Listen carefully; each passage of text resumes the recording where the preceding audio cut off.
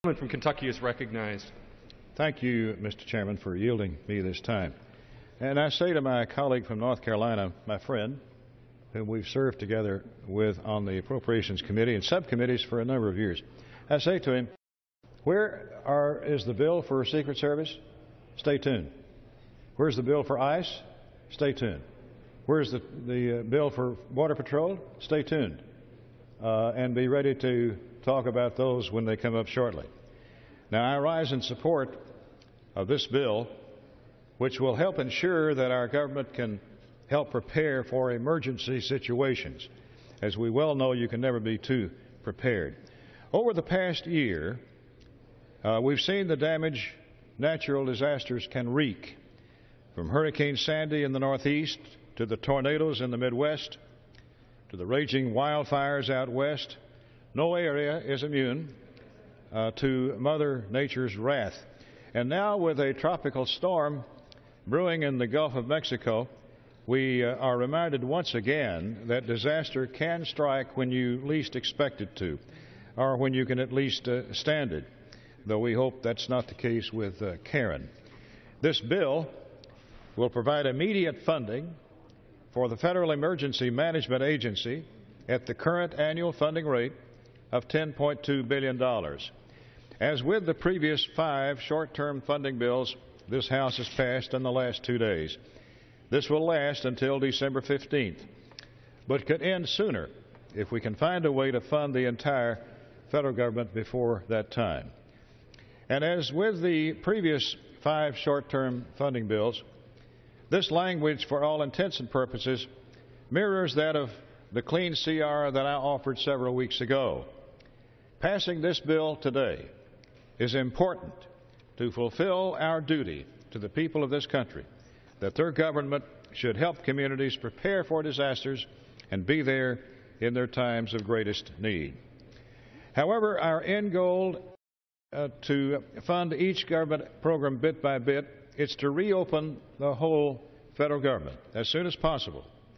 I believe this bill inches us closer to that goal, but there's obviously much more to be done. And let me point this out, Mr. Speaker.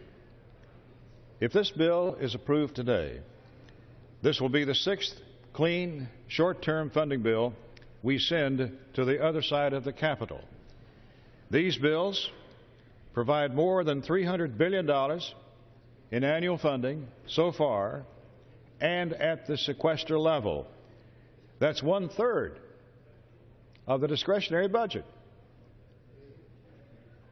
And it's 1/3 of the original continuing resolution that we filed in September. 1/3 of the way toward opening the entire federal government with clean funding bills. This is what the Senate says they want, so why aren't they voting on these bills?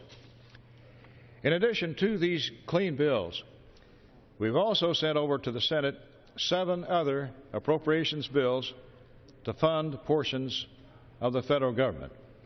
The answer? A loud snore.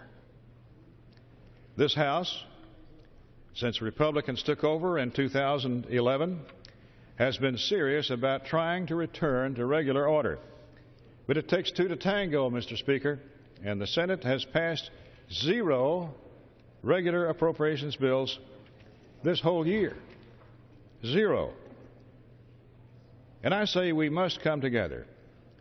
You know, on Monday night, the House passed another amendment, sent it to the Senate, funded the entire government. And we asked for a conference with the Senate.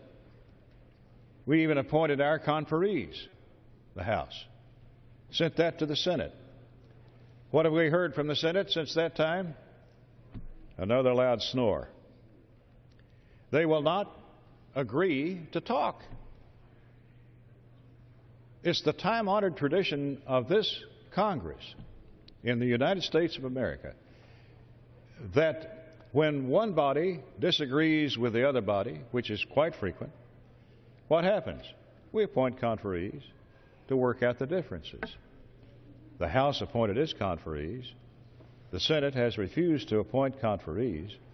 Otherwise, we could sit down and talk and solve this problem and put people back to work in the government and make sense of the mess that we're in.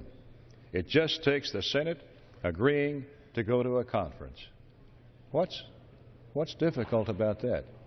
That's as simple as pie. It's what we've done since we've been a nation.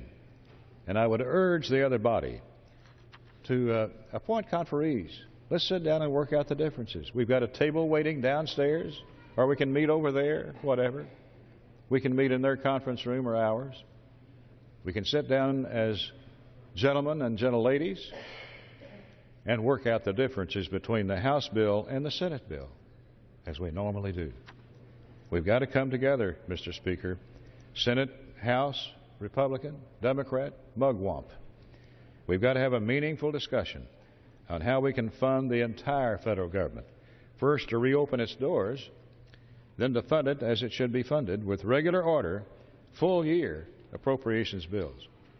The bill before us continues trying to make sense of the situation we're in, working toward ending the shutdown, and to ensure that from today forward, FEMA has the resources it needs to prepare for whatever should come our way.